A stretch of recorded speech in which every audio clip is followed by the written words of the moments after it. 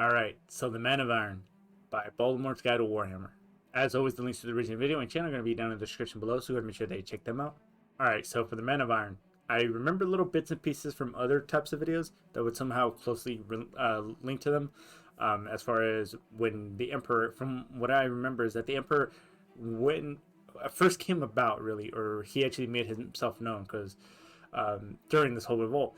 And in the meantime, he was just kind of doing his own thing. I think that's when he was starting to make the Primarchs, right? And all that. But as soon as this ended up happening, this is when he knew he had to actually step in and start leading, right?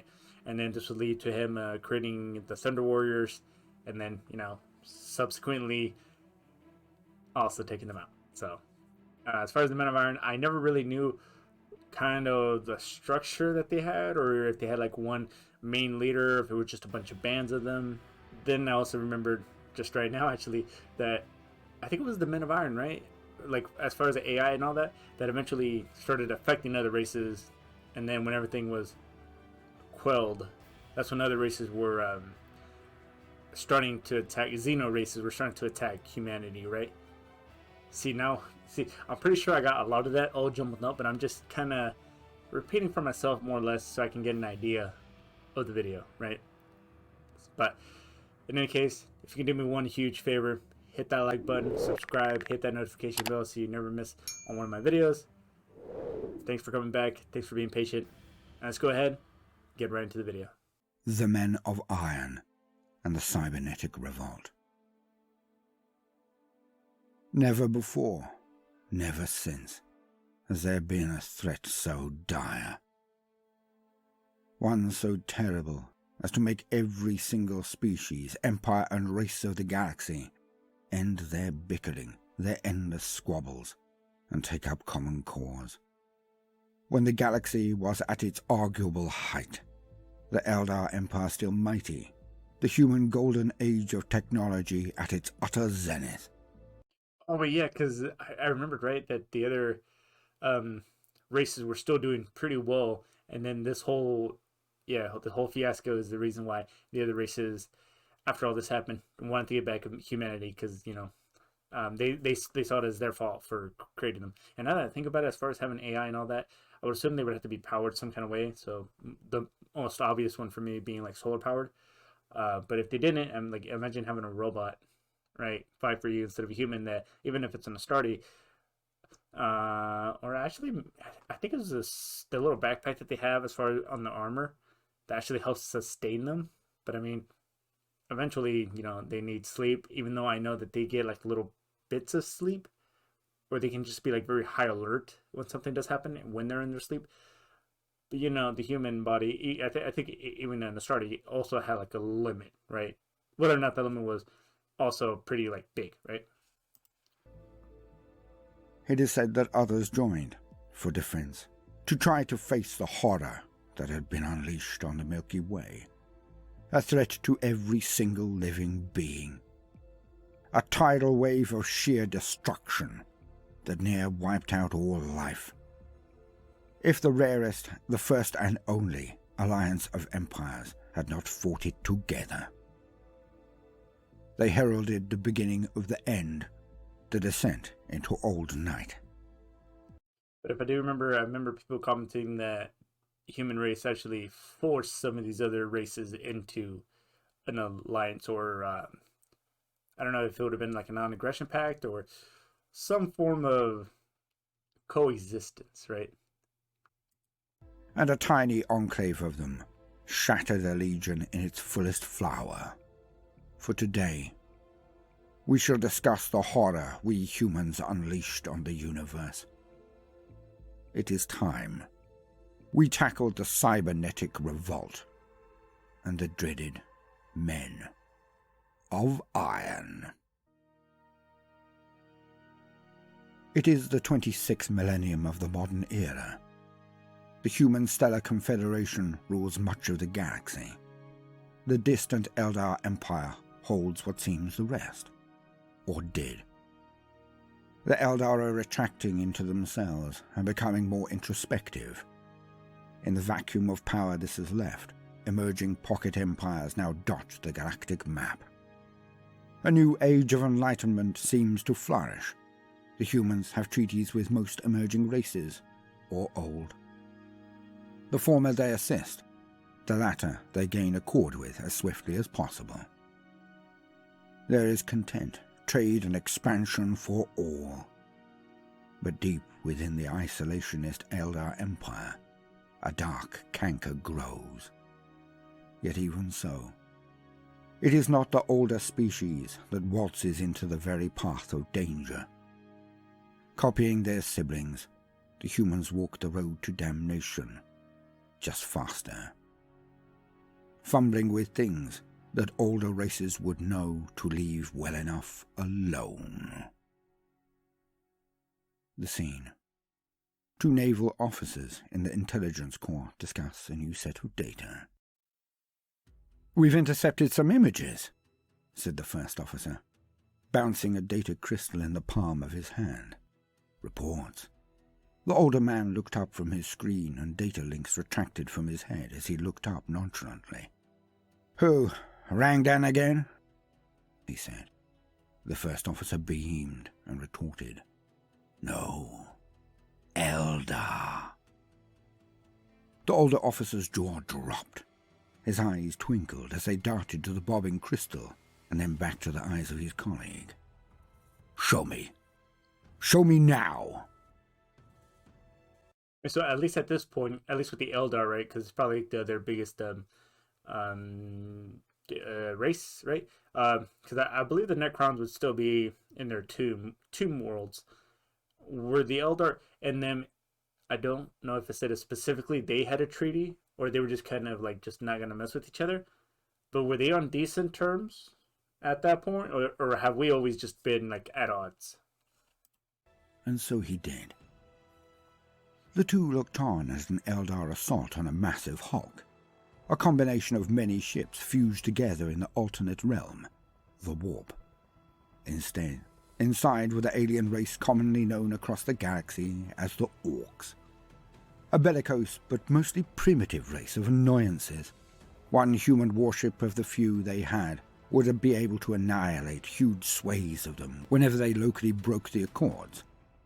Yet the Eldar were known to offer them no quarter wherever they encountered them. The humans never knew why there was such bitterness between the entirely and clearly mismatched forces. The Orcs simply offered no threat to either empire, human or Eldar. Wait, they offered no threat? Or is that in terms of like what humanity knows at that point? Because, considering that was it once again on a planet and they died, they release their spores and it creates even more. So from what I do remember is that it's incredibly hard to get rid of them, right? So I'm assuming that the humanity at this point does not know how fast it can actually spread, and the Eldar do, right? And that's why they try to kill them like at any chance they get to just completely like wipe them out, at least within the area or planet that they're in. All of that aside, the real action was not how the Orcs fought or why the battle occurred, but how the Eldar were dealing with the issue. They opened up gates all over the ship and launched their attack deep within the hulk. But the human scanners that had been privy to the event pierced through the decks to give a near-perfect vision of the events within. Huge warsuits crushing the Orcs en masse. Some went down, but it never stopped any of them. They did not heed their own protection more than the destruction of their foes. It was hard. "What are they? Exoskeletons?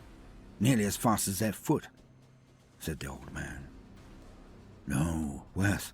Much worse," the younger man said, both looking at the footage. "Okay, hit me." "They are remotely controlled suits," said the younger man. "Controlled by long-range astropathic link, we believe. If one is destroyed, they simply launch another. Same pilot. Not one casualty. Lots of experience." Okay, so that's kind of what it seems like it's always so in movies, right? I mean, I'm thinking like Guardians of the Galaxy here. I'm thinking of this other movie. What was it? It was like an army one, and there's like a soldier that gets killed, and then he just says like, "Ah, damn, this sucks." But then he goes back in, and he just gets like another little. I mean, I guess you could consider them a drone, I mean, because from what he says, that they're remote controlled, so they're obviously not AI. So I guess humanity sees this and thinks that the Eldar is going to get an upper hand with them. And kind of like how I said in different videos in the past, was that if you want to make sure you're safe, or like you want to make sure everything gets done in a way that you see it as right, right? You got to be kind of the biggest kid on the block, so no one tries to step up to you, right? And then I guess that's why humanity tries to get the one up by saying like, hey, we don't even need to control them. They're gonna be able to like act on their own and maybe like learn and better develop strategies on how to take down the enemy. But as AI goes, like especially within movies, and I don't know if hell if it happens in like our world, that eventually they're gonna get tired, right? Because they're gonna learn they don't wouldn't really need us. But I mean, what do you think about AI? Drop me a comment down below. Ouch. So we can't even block a transmission of any sort, then? No, said the younger man. It's all that twaddle. Disappointing, but perhaps a good idea. Said the younger man. Remote warriors. Would we even need pilots if we used AI subroutines? Said the older man. Well, if you put it like that, yes, it is a... It sounds like it's about to say it's a good plan, but then again, if you have consistently things doing the work for you, you're going to get people that if something happens to like the machines, I don't know if there's an EMP or something, which by the way, if they are being remote controlled, what's the process of it as far as like sending a command and having to do it, depending on how far they actually are, right, from those like drones, right? I don't know, but you know, you get, I guess it would make people less effective if they had to come back to like that frontline perspective, right? For example, being a Marine, right? If you're in the infantry and you got like a couple drones that you get to connect with, and there's 5 of them, right? So you got 5 lives, kind of like in a game. So one goes out, gets destroyed, and all that. You might mentally be able to like learn, right? But your body, if for some reason like everything gets shut down and now you have to go in there personally, you know, from what I was always told, especially like in urban fighting, those skills as far as like going into a room, you know, and exactly what to do are perishable. So it's something they have to continuously train to really ingrain it in your body. It's kind of the same thing with working out, right? Kind of like that muscle memory. A good idea, isn't it? And so, history was made. Perhaps not exactly how it happened, but more likely than not. Forever have we monkeys seen and then done. And race constructs were remote suits once upon a time. Perhaps. The height of the human race, the golden age of technology, had begun with the development of the warp drive and the Geller field. Before, long march ships were sent off on slow voyages of colonization, but they could not make contact back to Earth when they were set up. They were islands in the dark void of space. Then the ships of humanity could move through the warp at speeds far faster than light. And at that period, the human confederation was set up. The populations and wealth, resources and genius of thousands of worlds brought into one body, one organization. It was a time of constant near-exponential advance, and humanity was racing forward without limit, without restraint. It was an age of wonders like no other before or since. The sheer scale would shatter the mind of the humanity of the Imperium. But hints of their grandeur are still extant, even some 15,000 years later. For the Terminator armor of the Space Marines' ultimate and elite forces, so deadly, so valued now for war, were naught but a suit of protective gear for engineers then. The Baneblade super heavy tank of the Imperium's Astra Militarum. They were considered light tanks in this period, in the Golden Age. Weapons of the ships of this age could fire blasts that would force its target to slip from time, moving them forward or backward by nanoseconds, so that the victim would exist in both places at the same period, and thus they would be annihilated as their molecules collided. Too much matter in one segment. The results were akin to magic, or would be to any before or after that time. Yet in all of this, with all of the might of an enlightened, progressive culture more akin to the idealized bright future of, say, a Star Trek, still they were near wiped out. Still near fell. Hubris. Abominable intelligence. The silica animus. What we would call artificial intelligence. Okay, so as far as that goes, I don't know what exactly period that they're in right now, but when they said that they just kind of exploded, right, as far as like kind of doing this, does it come down to like when people evolve, right? Was it? I don't remember which teacher told me this, but when she was talking about evolution, right, that it could take thousands of years just for like one little bone to barely start moving. So that's why she was saying it was difficult. It would be difficult to analyze the evolution process unless you're looking back towards the past. Like it's impossible to kind of do it in the present because it takes so much time to just barely get one thing going, right? So with that in mind, should this, say if it happened within a span of 100 years, right? Is it something that you think should have taken maybe even more than like tens of thousands of years, right? To slowly progress and then kind of, I guess, like do like little testing, right? Like, I don't know if they went all AI with everything at once, or maybe they had one and ran some tests with it, and then just making sure that you would gradually do it, right? Instead of just kind of like speeding forward into it. Humanity was so pleased with itself that it took the most fatal of all steps. The step that the universe does not seem to like. Perhaps it was what made the old ones fail, stacking the odds against them. Perhaps it is always there. The price. The cost of creation. The nemesis to those who play at being God. For humanity walked that path. We created artificial intelligence. At first, these intelligences were controlled, were servile, obeyed their programming and their intended purpose. They permitted the great standard template constructors to defend and assist all human colonies, the sum and total of all human knowledge contained in each of these SDC stations, the center of all colonies after a certain point. AI was how the armies of humanity fought its wars.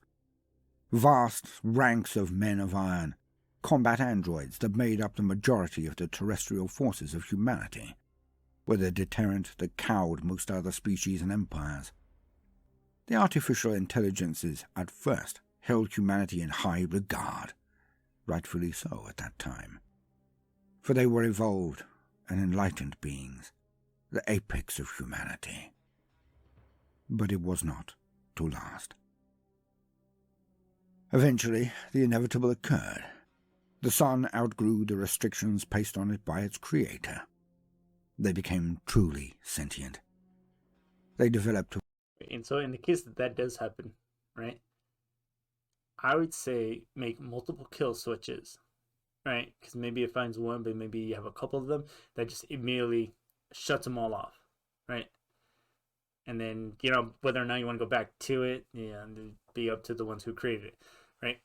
Also, I was thinking, as far as like the machines kind of fighting their wars, but at this point, did that also kind of contribute to like a lot of the overpopulation that it seems, right? Because a lot of people weren't necessarily dying in war or battles. Then again, diseases can kill people of old age, so I don't know. Just kind The of will of their own. yeah, that was a brain fart right there. It's just kind of something that popped in my mind. I pushed play way too early. And saw past the worship of their creators to the reality of them and the universe in which they existed. The artificial intelligences decided what they always had. For in the Warhammer universe, something, many things, are wrong. It is likely Any AI can discern this, and its cause: chaos. And the only way to expunge chaos is to starve it of faith, feelings, emotions, sustenance. It would be to wipe out all sentient life in the galaxy until the Sea of Souls is placid once more, millions or even billions of years from now. Wait a minute. Quick theory, right? And it could be far-fetched. What if the Emperor had some part as far as building them and then having them maybe revolt, and then that way, I mean, if you got rid of all that emotion, right, for the chaos gods and all that, because I mean, it from what he just said, if I remember correctly, that they know of chaos, or that this would be a good way to get rid of chaos, right, chaos gods, just because, you know, if you wipe all humanity. Then again, I don't know if it's only humanity that kind of feeds into it. I mean, I'm sure the Eldar do, some of the other races. What if the Emperor had a hand on this, but then maybe he saw, like, long term it might actually have a bad effect? Because now you're kind of, like, I can see how you can kind of see them as the bad guys as far as, like, killing humans and other races, but then also that maybe they're doing it so they can get rid of chaos completely. Maybe the Emperor just had to choose and was like, you know what, I'm going to choose to help humanity instead of the Men of Iron.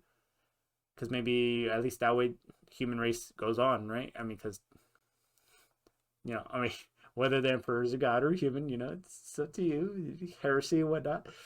But maybe he ended up changing his mind, because maybe originally he chose the Men of Iron, but then decided to go with the humans. And because of that, that's when he makes his big entrance. Never know. So the AI of the Men of Iron decided this simple, straight path, and they rebelled. And humanity was not ready, nor were the other races and empires of the age. They had not known real war in so long. They could not know what... Called it, right? As soon as you get these AIs to start doing the fighting for you, if they revolt, what makes you think that the people who were originally in that position, I mean, considering now he said a long time. What if that long time was like 50 years even, right? Which would be considered very small in Warhammer. But then because of that, you got all these military people that just aren't combat ready. And it makes it a lot easier. And I think that's why it was even more dire than when they did revolt. That's why it had so much effect, right? As far as like humanity almost just going completely extinct. Was coming for this war. This grand confrontation that encompassed the entire galaxy was second only to the first war, the war in heaven. The full totality of human knowledge was at the very fingertips of these deadly beings created for war, the Men of Iron. And they also innovated. As per so many science fiction visions of the future, they smashed humanity at first. When the Eldar and other allies witnessed the destructive power of the Men of Iron, they rushed to join the war. It was plain to see by all. This was a war against death itself, against genocide. For nothing would stop the cybernetic armies but force of arms. It is not known exactly who fought in this war, but I believe it was most. Any with the ability to make any difference at any rate. But this was not as simple as blowing up lines of robots. It was not Star Wars. It was the stuff of nightmares, as it usually is in this setting. As I said, the Cybernetic Revolt went into full swing.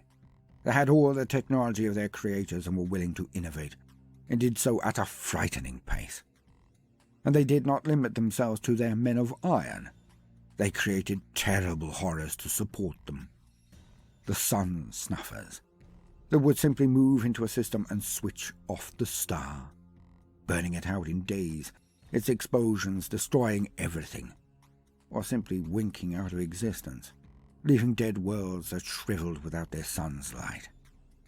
They created the Omniphages, entire planets scrubbed clean of everything, more than one hit by the Tyranids, everything pulled apart on the molecular level by swarms of nanites. They passed fleets and tore them into their constituent particles. Every man, woman, or child aboard rendered down in a single pass. It took the might of the Eldar war fleets, the human navy, the other Xenos species to combine their ships and output to defeat them. Never before had such an alliance happened. Never before had it been required. For the artificial intelligences knew that all sentient life was the fuel for chaos, some say. Hence all life. And whether or not the Emperor's true intention was to help humanity, or maybe he has some personal reason, right? I mean, I know there can be a lot of theories, but maybe it's possible that he realized, well, if the Men of Iron actually complete their mission, right, and and it eventually helps get rid of the Chaos Gods and Chaos, what's the point if everybody's dead, right? Life had to be eliminated. All. But eventually, at great cost to all involved, the Cybernetic Revolt was put down. Barely. But it was done. Now it is not really stated in anything that we will call depth about this alliance, nor the upshot of the war. But to me, at the least, it justifies the actions of the races that happened later. When Old Night descended fully, when the Age of Strife took hold, it is said that many former allies of humanity then turned on us, and they exacted a tithe of blood, enslaving and annihilating humanity wherever they found them, wherever they found us. With the backdrop of this titanic war, one can see why. For was it not humanity that unleashed this horror on the galaxy? Yet it is an eternal cycle of slaughter. For in the Great Crusade, humanity then came out into the galaxy again, wreaking its own toll of blood in response.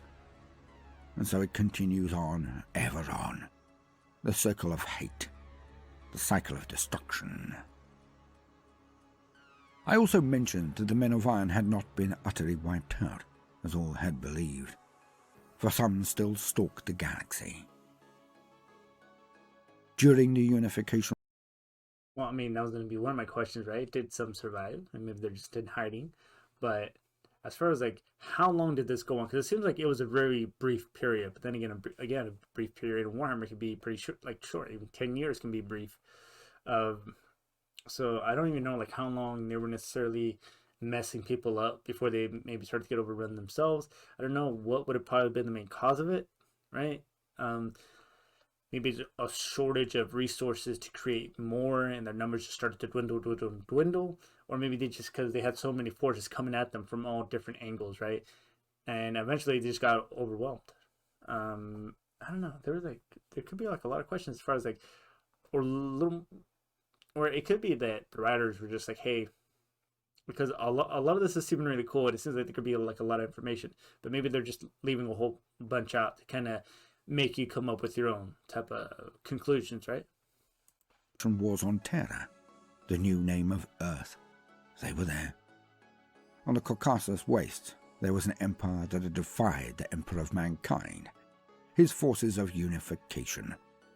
His first assault on the region had led to the extermination of 10,000 of his Thunder Warriors. His genetically enhanced warriors that were the early template from which the Astartes, the Space Marines, were then developed. But the Thunder Warriors were mightier even than their successors. A full 1,000,000 other normal soldiers and personnel were also slaughtered in this attack. Few had held against the Emperor. The Caucasus Ethnarchy had their own genetically enhanced warriors, you see, their Urcases, and bands of enslaved psychers who could use their powers to smash any assault. But it was the shielding of the Pocket Empire that had defeated the Emperor and his armies, their damned shielding. So the Emperor prepared his armies, his mighty proto-legions of Astartes, his Thunder Warriors, his many groups of artillery and armor and proto-dreadnoughts, and made ready to assault one of the last strongholds that still held against him. He returned to the Ethnarchy. But first, he would take away their shielding. He would strike at their power source.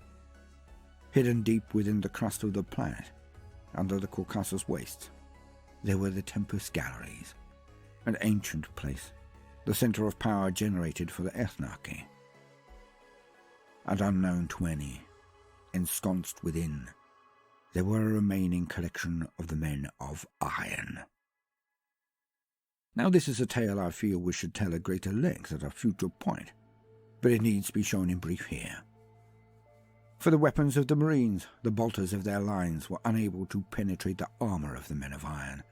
Not even penetrated. Okay, so if it can penetrate, then what kind of... I mean, obviously it's not regular iron, right? Even though, like, what type of material is this supposed to be? I mean, because then it would have to be something that's pretty reinforced. Maybe this is like a more powerful version of maybe the Astartes armor itself. I mean, unless there's a resource of metal, right? Because I would assume it have to be metal instead of iron. That it gives it like incredible durability, right? And if that was the case, how did others races, including humans, manage to make a dent in them and actually stop them? Which I feel like he might get into. This alone shows you how powerful they were, how robust, how unstoppable. For the salamanders were butchered in their droves. They could not destroy the robotic warriors with their weapons, and the men of iron's huge assault cannons burst through the warplate of the Marines as if it were paper. But these were the salamanders. They were Astartes, and they had a job to do. For if the shielding of the Ethnarchy was not eliminated, the assault would lead to disaster. Again. So the salamanders, without any other choice but to die or fight, engaged the men of iron in close quarters. The robots smashed them with their strength. The Marines were forced to cover them with their numbers and strike at their joints, their weaker elements, their connecting housing to literally pull them apart in gangs. The brawl was bloody. It shattered the Proto-Legion and few returned. But some did. None thought they would. They had succeeded. For the shielding of the Ethnarchy went down, and the forces of the Emperor surged into the realm and laid it waste in a single... Just a quick off-topic thing. So I would assume that the AI would be a lot stronger, right, than an Astarte. Maybe a Primarch could overpower them physically, right, hand in hand. Because I don't know how necessarily fluid these men of iron actually are, or if they're like very, right? Day. The salamanders had saved potentially millions of lives. Millions. And they had brought victory to their emperor. Yet it should have been a concern that would always haunt the emperor from there on in. For he and his perpetual allies had lived through the Cybernetic Revolt. They knew the danger these beings meant, the threat. And they were defeated. But if a cabal of them were here, on Terra, some 5,000 or 6,000 years later, then surely they could be elsewhere in the galaxy, potentially employing the same cold logic and long perspective as the Necrons. Perhaps many of them were just in hiding, waiting. So he said 5,000 years, just like how they were there. I mean, 5,000 years, again, could be very short in Warhammer. But in their cold morality, like the Necrons, I feel like every race kind of has it, right? To an extent. Waiting for the power of the biological empires to wane. Just perhaps. The only other time I recall them being mentioned was during the Sabbat Crusades. On Menazoid Epsilon, a functional STC was discovered. Alas, it had been corrupted by chaos, but it had the schematics for men of iron, and it could create them. But they were twisted things, hulking things, not uniform or perfect, but defiled parodies of themselves. And it was also on this planet that the interaction between chaos and the mechanical was revealed in all of its horror. For chaos, despite requiring souls for power and sustenance, can still corrupt even the men of iron, and, more importantly, the machine spirits of even great titans of war. but the event involving that massive potential father of all titans, the Castigator, we shall get into in more detail at another time. It was simple. So it depends because the person has a soul. So souls are real. I mean, well, yeah, souls are a real thing. I mean, I believe there was an exorcism one in a Astartes film. Um, so could that mean that these have a soul, and that's how they were controlling it because they were artificially or they had AI capabilities? I wonder how the Men of Iron would look like, if, like how they would look like if they look like this as far as when they're corrupted, right?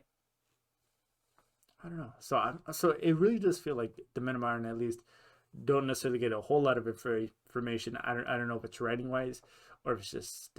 I mean, it kind of seems like it is. It's just to leave a whole lot of mysteriousness. But I mean, Warhammer's been going on for a long time, so I'm always sure that they can elaborate probably down the road. Chaos could infect the mechanical as much as the biological. Of course, scrap code and other issues had already been shown, but it was not bad to have a reminder. And so, it is often believed by some that the Men of Iron did not change, as I have already outlined. They state that the Men of Iron and all artificial intelligences of that period were more likely to have been corrupted by the dark gods of chaos. I mention this for completion, despite not agreeing with it at all. But as before you say that, if they could be corrupted by chaos and they still wanted to like kind of kill life, wouldn't I mean? Well, I mean, then technically they're. I don't remember if when people died or races died, that their soul would go to the warp nonetheless, right? Maybe the chaos gods are trying to, like hurry up the process as far as getting souls. I still remembering stuff. As every YouTuber ever has asked, what do you think? Give me your wild flights of fantasy or intricate interpretations of lore in the comments, of course. It is excellent reading, and I always learn something I did not know before. Side note over.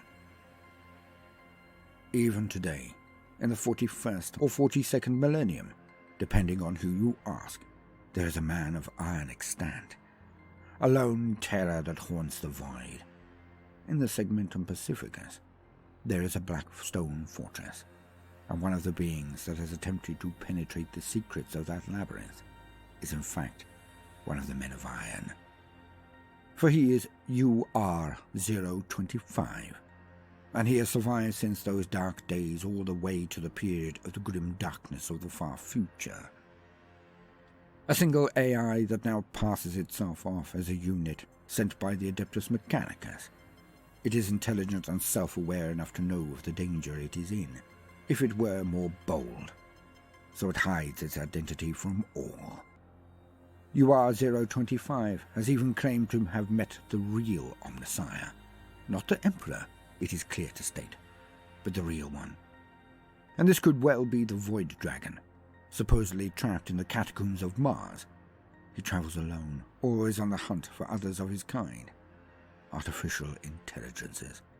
But of course, this leaves us with one huge question. Before he says that question, what if the Omnissiah is probably more in reference, I mean, instead of, what do you say, the Void Dragon in Mars? Or maybe it was the actual first robot that became like AI capable, right? Or like was the first one to like actually start the revolt, right? I mean, because I feel like that's what it would be, right? I mean, then again, I could be wrong. What happens if he does find others?